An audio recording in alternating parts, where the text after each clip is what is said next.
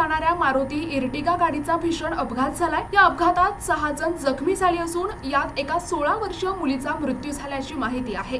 जखमींना तातडीने पुसद या ठिकाणी उपचारासाठी हलविण्यात आले असून सकाळी चालक सुसाट वेगाने वाहन चालवत असताना अचानक गाडीवरील ताबा सुटल्यामुळे एका इलेक्ट्रिक सिमेंट पोलला जोराची धडक देऊन इलेक्ट्रिक पोल 10 ते 20 फूट घासत नेल्यामुळे गाडीचा पूर्णतः चुराडा झालाय।